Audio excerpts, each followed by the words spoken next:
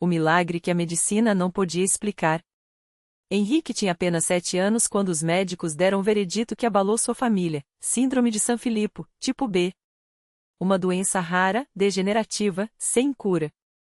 Os especialistas foram claros: com o tempo, o corpo do menino iria falhar. Os órgãos seriam afetados, a mobilidade se perderia, e a expectativa de vida não passaria da adolescência. Sua mãe, Dona Maria, uma mulher simples e trabalhadora, ouviu aquelas palavras como um golpe. Seu filho, antes cheio de energia, começou a apresentar atrasos no desenvolvimento, dores nas articulações e uma fraqueza que só piorava. A família, que já passava por dificuldades financeiras, gastou tudo o que tinha em consultas, exames e remédios que apenas aliviavam os sintomas por pouco tempo. O pai de Henrique, seu João, um pedreiro honesto, trabalhava até tarde para pagar as contas do hospital, mas a cada mês a situação parecia mais sem esperança. Até que um dia, exausto, ele desabafou com um colega de trabalho. Não sei mais o que fazer, meu filho está piorando, e os médicos não têm solução. Foi então que o amigo, um homem tranquilo chamado Antônio, colocou a mão em seu ombro e disse: João, eu frequento uma igreja onde Deus faz coisas que a medicina não consegue. É a Congregação Cristã no Brasil. Lá, a gente ora, e Deus ouve. Por que você não leva o Henrique lá?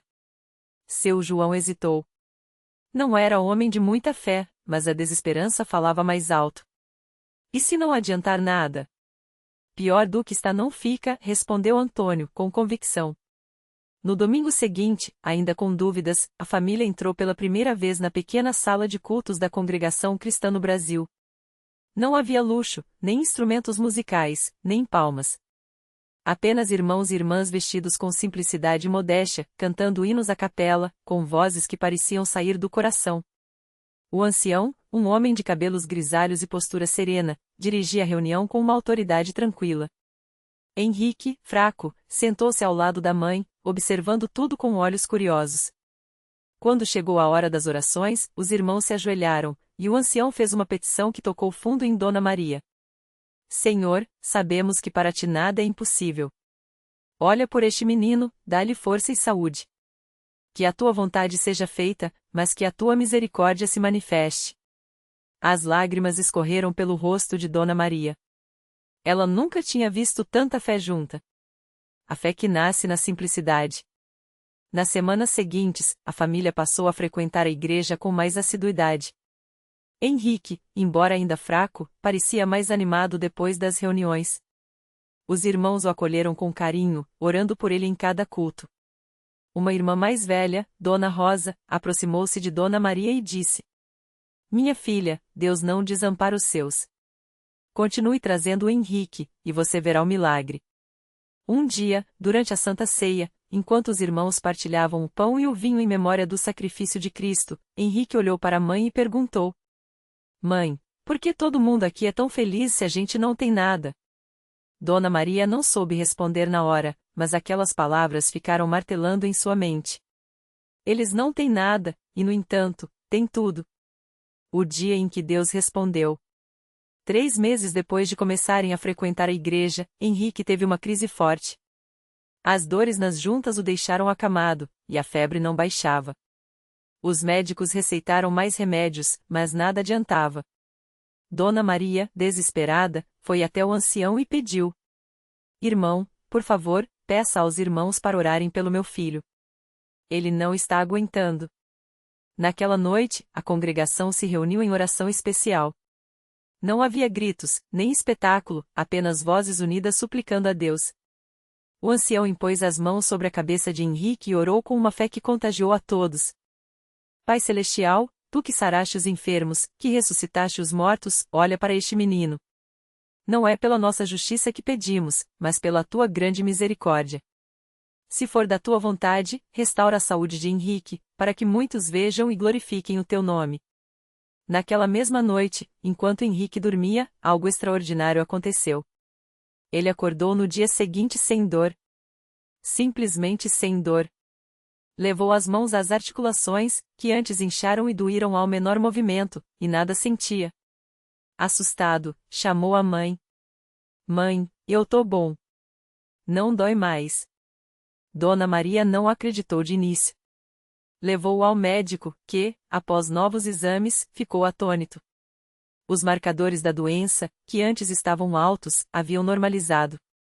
Os órgãos, que começavam a dar sinais de comprometimento, estavam funcionando normalmente.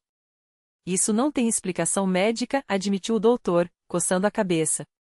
Mas os exames não mentem. O batismo e a lição de uma vida transformada.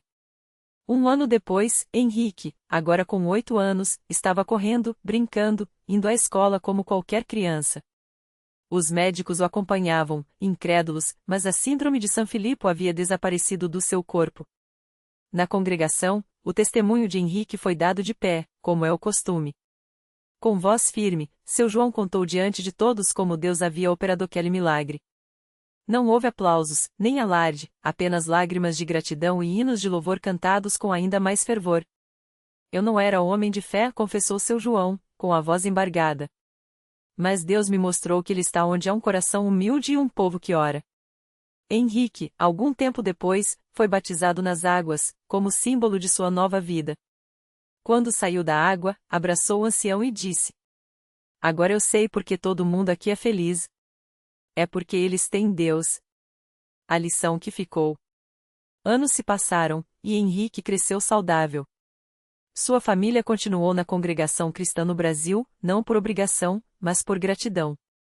Aprenderam que os milagres não acontecem onde há barulho e espetáculo, mas onde há fé sincera, humildade e um povo que busca a Deus em verdade. Muitas vezes, quando alguém pergunta como Henrique foi curado, Dona Maria responde com um sorriso. Não foi remédio, não foi médico. Foi Deus, através das orações daqueles que não desistiram de acreditar. E assim, a história de Henrique se tornou mais um testemunho vivo de que, na congregação cristã no Brasil, Deus ainda opera maravilhas, não para chamar atenção para si, mas para confirmar que, onde há fé, não há impossíveis. A história de Henrique não ficou só na memória da família. Com o tempo, ela se espalhou pela congregação como um fogo que não se apaga. Muitos que ouviram aquele testemunho começaram a buscar a Deus com mais fervor, entendendo que os milagres não são coisas do passado, mas realidades para quem crê de verdade. Dona Maria, que antes vivia com o coração apertado pela dor, agora era uma das primeiras a chegar na igreja. Não faltava um culto, uma reunião de oração ou um momento de louvor. Ela aprendeu que a fé não é só para os momentos difíceis, mas um estilo de vida. Seu marido, seu João, que antes era um homem quieto e pouco falante, passou a dar testemunhos nas reuniões, contando como viu a mão de Deus agir na vida do filho. Sua voz, antes trêmula de emoção, agora falava com uma firmeza que só quem experimentou um milagre pode ter. Henrique, já adolescente, não se esqueceu daqueles dias. Ele via os amigos da escola reclamando de problemas pequenos e pensava: eles não sabem o que é ver a morte de perto e depois sentir a vida voltando. Ele não tinha vergonha de falar de Deus. Pelo contrário, levava os colegas para a igreja, dizendo: lá tem gente que ora e Deus ouve. Eu sei, porque ele me ouviu. Um dia, uma mãe desesperada chegou na congregação com o filho nos braços. O menino, de apenas 3 anos, tinha uma doença rara e os médicos já não davam esperança. Quando viu Dona Maria, ela se aproximou com lágrimas nos olhos. Eu ouvi falar do Henrique. Dizem que Deus o curou aqui. A senhora acha que ele pode fazer o mesmo pelo meu filho? Dona Maria não hesitou. Pegou a criança no colo, fechou os olhos e começou a orar com a mesma fé que aprendeu anos atrás. Não eram palavras bonitas ou cheias de teologia, mas um clamor de mãe para mãe, de quem já viu o impossível se tornar possível. A congregação inteira se uniu em oração. Não houve gritos, nem espetáculo, apenas corações quebrantados diante de Deus. Semanas depois, aquele menino, que os médicos tinham desistido, estava correndo pelos corredores da igreja, saudável. A mãe, emocionada, contava para todos. Eles disseram que era sem esperança, mas aqui eu encontrei a esperança que não falha. E assim, a história se repetia. Não porque Deus faz acepção de pessoas, mas porque onde a fé é verdadeira, Ele age. A congregação cristã no Brasil não era um lugar de promessas vazias, mas de vidas transformadas. Não era um lugar onde as pessoas iam só para cumprir um ritual, mas para encontrar um Deus que ainda hoje seca lágrimas, cura doenças e restaura famílias. Henrique, agora um jovem, olhava para trás e via como Deus tinha sido fiel. Ele não era mais aquele bebê à beira da morte, mas um testemunho vivo de que, quando o homem diz não tem jeito, Deus diz, eu tenho. E a cada novo milagre que acontecia ali, a certeza ficava mais forte: a igreja não é feita de paredes, mas de pessoas que creem. E enquanto houver alguém disposto a ajoelhar e dizer a Senhor, eu creio, Deus continuará fazendo o que só Ele pode fazer. Henrique cresceu ouvindo os relatos de como sua mãe, desesperada, havia corrido para a Universal com ele nos braços, enquanto os médicos já não tinham mais esperança. Ele mesmo não se lembrava daqueles dias, mas carregava no peito a marca de um milagre que nem a ciência conseguia explicar. Os exames que comprovavam sua cura estavam guardados em casa, como um lembrete de que Deus não havia abandonado sua família. Agora, aos 22 anos, Henrique não era apenas um jovem saudável, mas um servo de Deus. Toda semana, ele estava ali, na igreja, não mais como um bebê necessitado, mas como alguém que queria estender a mão para outros que chegavam quebrantados. Ele sabia bem o que era sentir o peso do desespero, e por isso, quando via alguém com lágrimas nos olhos, não hesitava em se aproximar e dizer: Deus pode mudar sua história, assim como mudou a minha. Foi numa noite de quarta-feira, durante a corrente de libertação, que Henrique conheceu Dona Maria. Ela chegará arrastando os pés, o rosto marcado pela dor. O filho, Vitor, de 16 anos, estava internado há semanas, vítima de um acidente de moto que deixará os médicos sem palavras. Ele não responde mais, doutor. É só uma questão de tempo, tinham dito. Mas Dona Maria não aceitou. Se Deus havia ressuscitado Henrique, por que não faria o mesmo por Vitor? Ela contava a história entre soluços, enquanto Henrique, com os olhos cheios d'água, colocava a mão em seu ombro. Minha mãe também ouviu que eu não tinha mais jeito, ele disse, baixinho. Mas Deus não olha para o que os homens dizem. Ele olha para o coração daqueles que creem. Naquele momento, Dona Maria sentiu algo quebrar dentro dela. Não era resignação, era esperança. Os dois se ajoelharam juntos no altar. Henrique orou com uma fé que só quem já viu o impossível acontecer poderia ter. O Senhor curou um bebê que não tinha chance. Agora, toque em Vitor. Mostre que o Senhor é o mesmo Deus de ontem, de hoje e sempre. A igreja inteira se uniu na oração, e o choro de Dona Maria se misturava com os cânticos de vitória que já começavam a subir. No dia seguinte, quando Dona Maria chegou ao hospital, os enfermeiros a olharam com estranheza. Seu filho está acordado, disseram, incrédulos. Ele abriu os olhos há uma hora e pediu água. Vitor não só acordara como, nos dias seguintes, recuperou os movimentos pouco a pouco, deixando os médicos boquiabertos. Não há explicação médica para isso, admitiu um deles. Mas Dona Maria sabia a verdade: o mesmo Deus que salvara Henrique anos antes havia tocado em seu filho. Quando Vitor entrou pela primeira vez na Universal, foi recebido com aplausos e lágrimas. Henrique o abraçou forte e sussurrou: bem-vindo ao lugar onde Deus faz o impossível. E ali, mais uma vez, a igreja não era apenas um prédio, mas um campo de batalhas vencidas, onde a fé de uns se tornava a esperança de outros. Porque milagres não são coisas do passado. Eles acontecem quando alguém decide acreditar que, mesmo no escuro, Deus está trabalhando. E enquanto houver pessoas como Henrique, que carregam no peito a prova viva do poder de Deus, a Universal continuará sendo um farol para quem precisa ver que, sim, a fé move montanhas. E que nenhuma situação é tão difícil que Deus não possa transformá-la em testemunho. Vitor não conseguia conter as lágrimas enquanto olhava para aquele mar de pessoas que, como ele, haviam chegado ali com o coração partido e saíram com uma história nova para contar. O peso daqueles anos de rebeldia, das noites sem sono e do medo de perder a vida para as drogas parecia se desmanchar ali, entre os louvores e os abraços apertados dos irmãos em Cristo. No primeiro culto que participou, o pastor chamou todos os que queriam uma mudança radical na vida para irem à frente. Vitor hesitou por um instante, mas algo dentro dele o impulsionou.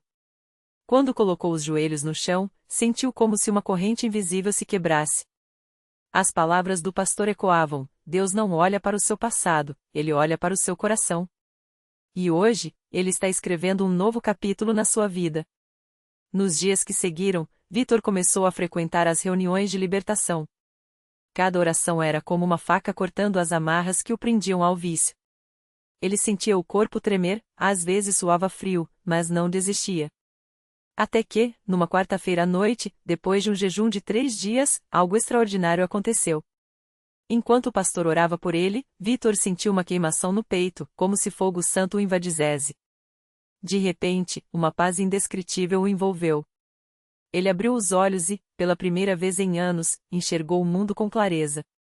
Não era mais um escravo das drogas. Era livre. Henrique, que não perdia um só culto do filho, chorou como um menino quando Vitor subiu ao púlpito para dar seu testemunho. Eu vim aqui achando que não tinha mais jeito, que minha vida estava acabada. Mas Deus me mostrou que Ele é especialista em causar surpresas. Hoje, eu não sou mais um viciado. Sou um filho de Deus, restaurado, perdoado e cheio de propósito. A igreja explodiu em glórias. Muitas pessoas na plateia choravam, porque aquelas palavras eram como um sopro de esperança para suas próprias lutas. Uma mãe, cujo filho também lutava contra as drogas, se aproximou de Vitor após o culto, segurrendo em suas mãos trêmulas: "Me diga, como eu faço para trazer meu filho aqui? Eu não quero perdê-lo." Vitor olhou nos olhos dela com uma convicção que só quem experimentou o milagre pode ter: traz ele. Não importa como ele está, não importa o que ele fez. Deus não olha para as cicatrizes, Ele olha para o coração que ainda bate. E aqui, nesse lugar, Ele vai fazer por ele o que fez por mim. Enquanto saíam da igreja naquela noite, Henrique colocou a mão no ombro do filho e disse: "Você lembra quando eu te falei que Deus tinha um plano para a nossa família? Pois é, meu filho. Esse plano está só começando." E assim, o que começou como uma história de dor se transformou num legado de fé. Vitor não só se libertou, como passou a ajudar outros jovens na igreja, mostrando que a misericórdia de Deus não tem limites. Henrique, que já era um pilar na Universal, agora via seu filho andando ao seu lado, não mais como um peso, mas como um parceiro na obra de Deus. Porque milagres não são apenas momentos isolados. São sementes que, quando plantadas na terra fértil da fé, crescem e se multiplicam. E na Universal, todas as noites, novas sementes são regadas com oração, até que brotem histórias como a de Henrique e Vitor, provas vivas de que, quando Deus entra na história de alguém, nada jamais será como antes. E foi justamente numa dessas noites de oração que a vida de outra família começou a mudar. Enquanto Henrique e Vitor testificavam no altar sobre a transformação que Deus havia operado, nos bancos da igreja, uma mulher chamada Marisa apertava as mãos trêmulas, com lágrimas escorrendo pelo rosto. Ela não era uma desconhecida, era a mãe de Rafael, um jovem de 19 anos que, assim como Vitor já fora, estava afundado nas drogas e no crime. Marisa já tinha ouvido falar dos milagres que aconteciam na Universal, mas o desespero a fazia duvidar: será que Deus ainda se importa comigo? Meu filho está perdido, e eu não aguento mais ver ele se destruir. Ela tinha ido à igreja arrastada por uma vizinha, mais por falta de opções do que por fé. Mas quando viu Vitor, aquele mesmo garoto que todo mundo na quebrada sabia que estava fadado a morrer cedo, agora de pé, firme, com a Bíblia na mão e um sorriso que só quem foi libertado por Deus tem, algo dentro dela se mexeu. Esse menino era pior que o meu filho. Pensou, enquanto o pastor fazia o chamamento para quem precisava de um milagre. Se Deus mudou ele, por que não pode mudar o Rafael? Foi então que Marisa se levantou. Com as pernas bambas, mas com uma determinação que não vinha dela, ela subiu ao altar. Não sabia orar direito, não conhecia versículos, mas uma coisa ela sabia dizer com toda a alma: Senhor, eu não aguento mais. Salva o meu filho, como o Senhor salvou esse moço aqui. Eu entrego ele nas suas mãos. E foi nesse momento que, do outro lado da cidade, Rafael estava prestes a cometer mais um erro que poderia custar sua vida. Ele e seus parceiros tinham planejado um assalto a uma farmácia, e tudo já estava combinado: horário, fuga, divisão do dinheiro. Mas enquanto ele ajustava a arma na cintura, uma sensação estranha o invadiu. Era como se alguém o chamasse pelo nome, bem embaixo, no fundo do seu coração. Rafael, não faz isso. Ele tentou ignorar, mas a voz não parava. E então, de repente, uma imagem veio à sua mente, a da sua mãe, chorando no quarto, ajoelhada ao lado da cama, como ele já tinha visto tantas vezes. Só que dessa vez, era diferente. Era como se ela estivesse ali, bem na sua frente, estendendo a mão para ele. Chega, mãe. Eu não vou fazer isso não. Ele murmurou, tirando a arma e jogando-a no chão. Os outros rapazes ficaram loucos da vida, xingando, ameaçando, mas Rafael não ligou. Ele saiu correndo, sem rumo, até parar em frente a um outdoor da Universal com a frase: Deus pode mudar sua história. Foi como se alguém tivesse acendido uma luz na sua cabeça. Enquanto isso, na igreja, Marisa ainda estava de joelhos, chorando, quando o pastor se aproximou e disse: A senhora pode ir para casa agora, mas não pare de orar. Deus já começou a agir na vida do seu filho. Ela não entendia como, mas sentia uma paz que não vinha dela. E quando chegou em casa, quem estava sentado na calçada, com a cabeça baixa e as mãos sujas de terra, como se tivesse caído no chão? Rafael. Mãe, eu não quero mais essa vida. Foi tudo o que ele conseguiu dizer antes de desabar em prantos nos braços dela. Marisa não precisou de mais explicações. Ela sabia. Deus tinha ouvido seu clamor. E assim, como uma corrente de bênçãos, Rafael começou a frequentar a Universal. Não foi fácil, as tatuagens no braço, as cicatrizes da rua, os olhares desconfiados de alguns. Mas ele tinha algo que ninguém podia tirar, um encontro real com Deus. E aos poucos, as marcas do passado foram sendo substituídas por um propósito novo. Hoje, Rafael é um dos jovens que ajuda Vitor nos trabalhos com a mocidade da igreja. Eles visitam presídios, falam em escolas, levam esperança para onde antes só havia desespero. E Henrique? Bem, Henrique agora tem não um, mas 2 filhos ao seu lado na obra de Deus. Porque na Universal, os milagres não são apenas histórias que a gente conta. São vidas que a gente vê se transformar todos os dias. E cada uma dessas vidas é uma prova de que, quando a gente entrega os nossos problemas nas mãos de Deus, Ele não só resolve, Ele faz muito mais do que a gente jamais poderia imaginar. O milagre completo. A última peça desse quebra-cabeça veio numa tarde de sábado, quando Henrique, agora um homem de cabelo grisalho e mãos calejadas de trabalho honesto, entrou na igreja com os 2 filhos ao lado. Rafael, já não mais o adolescente rebelde, mas um líder de jovens com o mesmo fogo nos olhos que um dia o levou a desafiar o mundo, abraçou o pai com força. Ao lado deles, Pedro, o caçula, de apenas 12 anos, segurava uma Bíblia desgastada, presente do avô Vitor, que não escondeu as lágrimas ao vê-los juntos no altar. Foi ali, entre hinos e testemunhos, que Henrique contou o que nem todos sabiam. Anos atrás, quando tudo parecia perdido, ele havia feito um trato com Deus. Se o Senhor me der a chance de ver meus filhos no seu caminho, eu servirei até o último dia da minha vida. Naquele momento, com Rafael pregando e Pedro cantando no coral infantil, ele soube, o milagre não era só a transformação deles, mas o homem que um dia pensou em desistir agora era um pilar, não só para a família, mas para dezenas que encontravam nele a prova de que Deus reconstrói. Reflexão final. A vida nos ensina que algumas feridas não saram com o tempo, mas com sentido. Rafael poderia ter sido mais uma estatística e Henrique, mais um nome esquecido nas ruas.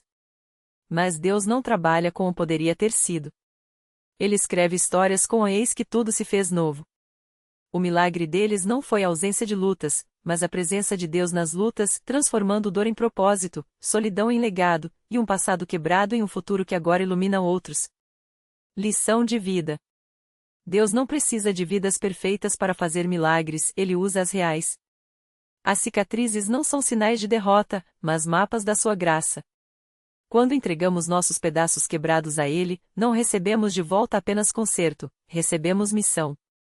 Porque a maior prova de um milagre não é o que mudamos, mas quem nos tornamos depois dele.